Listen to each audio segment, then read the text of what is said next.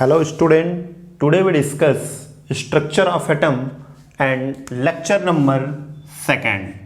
ये L2 है, lecture number second. और आप मेरे चैनल पे नए हैं तो मेरे चैनल बाइट एड्यू या विशाल शाही को सर्च करें, जिससे आपको आने वाले वीडियोज का नोटिफिकेशंस मिल सके। तो पहले लेक्चर में हमने डिस्कस किया था डिस्कवरी ऑफ इलेक्ट्रॉन, और discovery of electron J Thomson के द्वारा किया गया था। और इसकी डिस्कवरी एक साइंटिस्ट थे ई गोल्डस्टीन, उनके द्वारा किया गया था। डिस्कवरी ऑफ प्रोटॉन जो है ई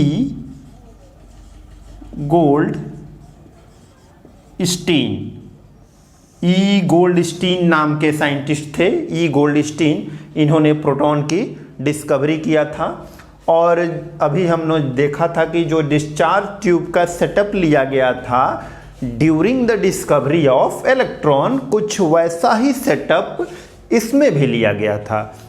लेकिन क्या चेंजेज आए थे उसको पहले जानते हैं कि इलेक्ट्रॉन के डिस्कवरी में कैसा डिस्चार्ज ट्यूब लिया गया था और प्रोटॉन के डिस्कवरी में कैसा डिस्चार्ज ट्यूब यूज किया गया था। तो सबसे पहला जो डिफरेंस था वो परफोरेटेड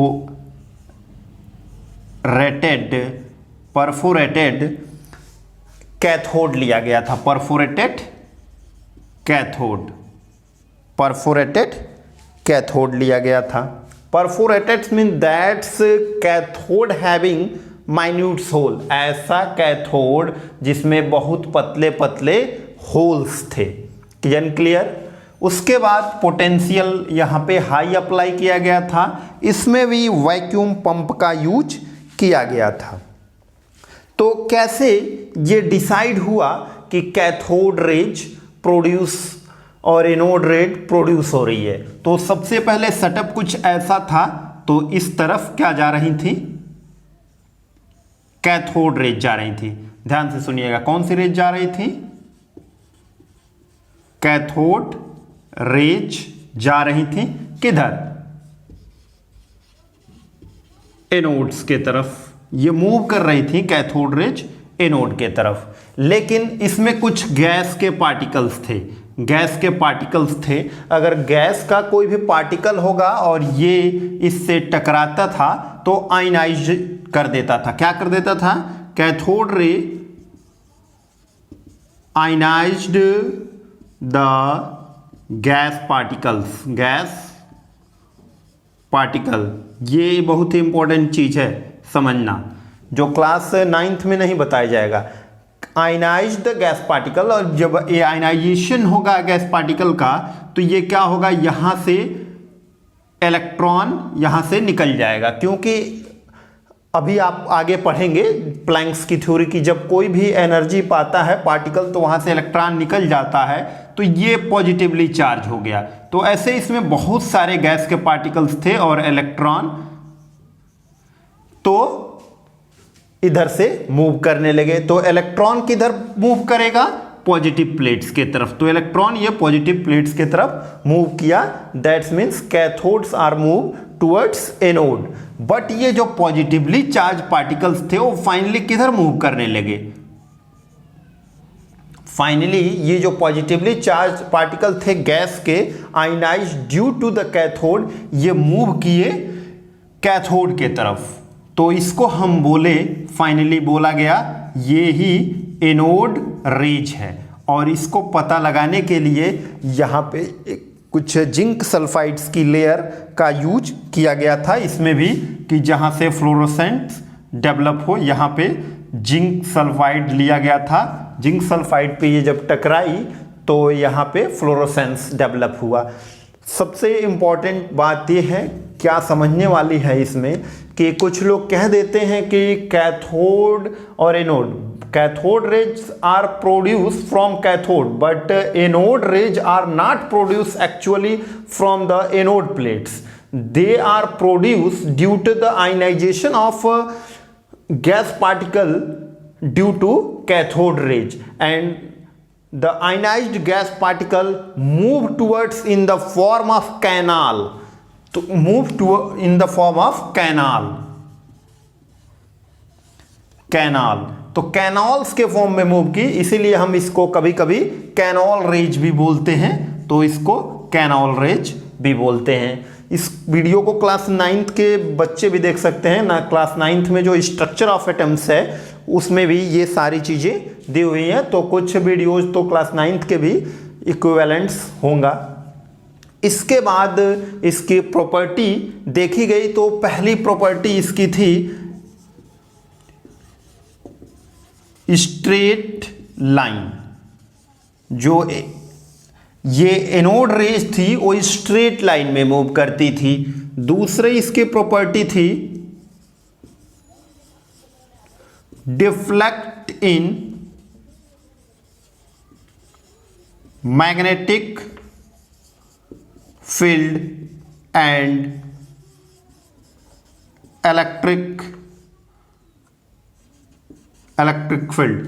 ये क्या हो रहा था, इलेक्ट्रिक और मैग्नेटिक फील्ड में डिफ्लेक्ट हो रहा था। इसके अलावा तीसरी प्रॉपर्टी क्या थी, हैविंग पार्टिकल नेचर।